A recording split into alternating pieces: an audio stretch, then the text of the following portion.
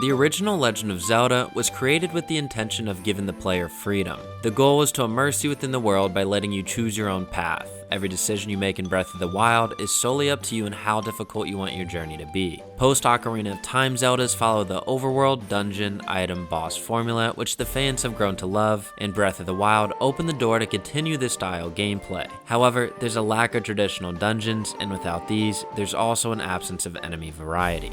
I want to begin by saying I'm not disappointed with the enemies that are in Breath of the Wild. The developers sacrificed design variety for intelligence. The bokoblins and lizafos are probably some of the smartest groups of bad guys I can think of in a video game. Instead of just mindlessly wandering around and attacking everything that gets close, they seem to live their own lives, and you can find them cooking, sleeping, swimming, chasing boars, and the list goes on. But they're missing a key variable in what made some of the previous 3D installments so great. Every dungeon and most areas had unique enemies within them that feel as if they're a part of the larger world. Breath of the Wild definitely does a good job placing them geographically, however, most weren't unique and were instead just color swaps for difficulty. Yes, the lizafos have multiple different abilities depending on if you're on Death Mountain or say in Hebra, and although I find this to be engaging, it's not the same as having an enemy that is genuinely unique to the environment. This is why I love the authenticity of the Melduga. You'll only find them in Gerudo, and they are a pleasant change of pace to the gameplay. And even though Breath of the Wild gives you the freedom to take on enemies in any way you choose, a lot of the combat really just involves continuously attacking your enemies, who don't really have a way to defend themselves. And I really only found myself in trouble due to numbers, not difficulty.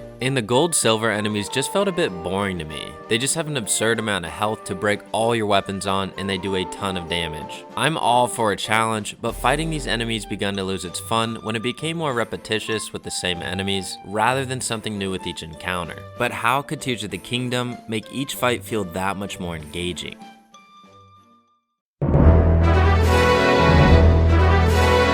Many of the 3D Zeldas thrived off the uniqueness of their enemies and bosses. The Rock Woods in Breath of the Wild held nothing too valuable, yet it's one of my favorite locations in the game because of this onslaught of forest octos. This is yet another example of enemies just matching the geography, however, this experience with the Octoroks was definitely something new and appreciated. It stuck out because it wasn't just another random enemy encounter, it felt purposefully placed, and I think this is something that Tears of the Kingdom could elaborate on. The majority of the enemies you face in Breath of the Wild are groups of bokoblins, moblins, and lizafos. But imagine you're traveling through Hebra, and instead of this group of moblins, it was an isolated pack of chillfos from Twilight Princess. They're only found in this specific area of the game, and could be the beginning of some type of side quest, or you could just get a nice reward for defeating them. Now let's picture you're gliding around Death Mountain, and instead of encountering a few fire lizafos, you find a group of dodongos waiting for you at the mouth of a cave. They offer a fresh combat experience, and once you defeat them, you can enter and see what loot can be found on the inside.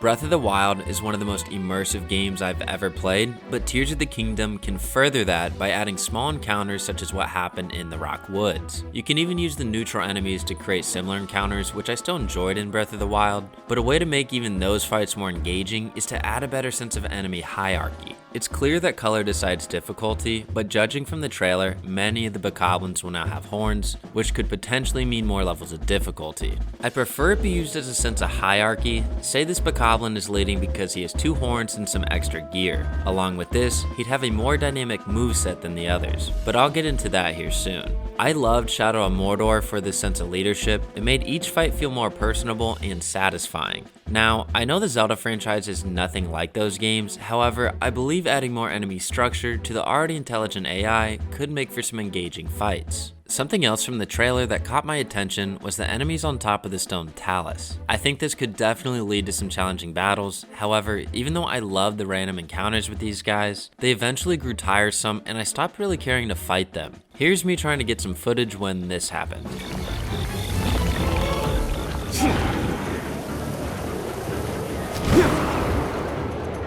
Even though it brings some realism to the world, they still fell into the same trap by having variations based on the geography. I'm not complaining cause it's better than no overworld bosses and they still prove challenging at times. But you can't tell me you wouldn't rather be climbing a mountain when an Araphos randomly appears and knocks you off just to pursue you on the ground. I know they may not look too threatening, but the concept of them is great and they could have a very interesting set of moves in Tears of the Kingdom. Another overworld boss that was nice to have back was the Hinox, but my favorite set of these guys was in Necluda, where you have to fight 3 of them for a shrine. But instead of having the Hinox here, what if you gave this spot to something more like Gecko from Majora's Mask? It makes sense he'd be in this environment, and it would add additional variety to the gameplay, because even though the Hinox do some good damage, there's not really any tactic to the fight besides the obvious. You end up just swinging away at their legs, when traditional Zelda bosses and enemies usually require a certain item to be used or specific timing to be successful. So this is my issue with the combat of Breath of the Wild, and how the enemies of Tears of the Kingdom can improve from this repetition.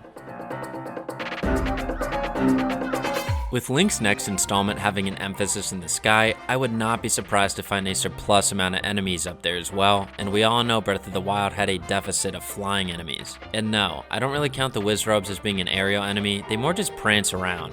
I'm talking about some of the dino looking ones like the Phoenix. You could be in the middle of a battle with some bokoblins and then this guy appears and begins throwing off your rhythm by swooping down in a wave of attacks. And instead of repeatedly hitting them until they die, they could require you to use one of your abilities or items like how it was done in Skyward Sword. But if items still don't play a necessary role in combat in Tears of the Kingdom, then they could make the flying enemies shifty and difficult to hit, such as the Octos, but they would have significantly less health, because obviously enemies such as this would not have too much defense. And defense is also something I found lacking in the enemies of Breath of the Wild. I felt like majority of the time if I was able to get close, then I could just begin swinging away and occasionally evade when need be. So what happened to the defensive approach of enemies? Look at the ones from Ocarina of Time, or really any enemy of Skyward Sword. Granted, obviously the gameplay was built around that. My point is that there's a spot to be filled within the larger group of neutral enemies, such as the Bokoblins, Lizafos, and Moblins. Now, it doesn't necessarily need to be a new enemy, but you could have instead a subgroup of Moblins that utilize a shield and spear as they did in Skyward Sword. So instead of running up and attacking them, you must first find a way to remove their shield. This could be a great way to add the magnetic ability as a necessary means of combat, because personally, I really only ever use the bombs, and the average person cannot do things like this.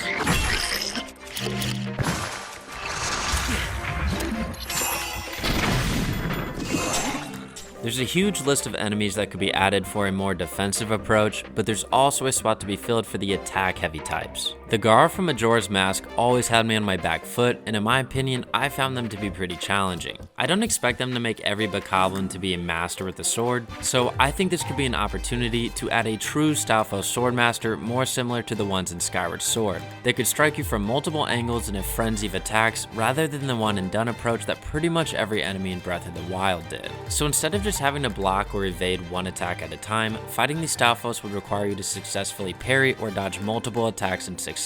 There's a lot of enemies that could fill this role, and I would of course welcome any new original concepts as well. But I believe another alternative to everything I just mentioned could also be the addition of enemy hierarchy and leadership. I would still love to have a multitude of new bad guys to fight, but I could also be happy with some unique looks and fight patterns with the current established enemies. You could argue that the colors and difficulty of them display that hierarchy. As you can see here, there's one gold Bokoblin, so by default, he's the leader. But he doesn't do anything to show you he's in charge, and he also doesn't have anything unique about him. So instead of enemies only having different colors to represent difficulty, how about instead with each outpost there is a noticeable leader among them that has a more dynamic moveset. This could be any of the core enemies, or a unique one such as say a Dynaphos. But these leaders should be equipped with weapons, abilities, and or armor that others don't have. Again, similar to Shadow of Mordor, this could make each encounter feel special. I'm not talking about bringing the Nemesis system to Zelda by any means, but having an enemy, even if it's just a Bokoblin, and some tribal armor of sorts equipped with a shield and a spiked club that's capable of performing multiple attacks at once, and the ability of parrying could be pretty cool. I'm not stating every leader of the outpost should have a complete different set of abilities, but I'm saying that even adding this dynamic enemy could do a lot to keep the combat fresh in Tears of the Kingdom. As much as I enjoy the combat of Breath of the Wild, I would still be happy if they didn't change too much, but I'd be pretty upset if we didn't see some classic enemies make their returns. They brought the Hinox to the third dimension for the first time, so I'm sure that Tears of the Kingdom will have at least a few familiar foes. The Deku Babas have been a staple to most of the 3D Zeldas, and I was surprised they didn't appear in Breath of the Wild. They're not challenging by any means, but I could definitely see them being sprinkled throughout Faron and disrupt the combat rhythm if they're placed around other enemies. Also, don't forget about the Big Babas. These could be used as a type of overworld boss that could be a great opportunity to use the bombs as a necessary means of combat. I doubt there's a high demand for the Deku Babas, but I think they could be a great addition to Tears of the Kingdom. Now, something I know that people want are Dark Nuts and Iron Knuckles. They would be a perfect add-on for those defensive style enemies I talked about earlier. In Twilight Princess, this was one of the best moments in the game.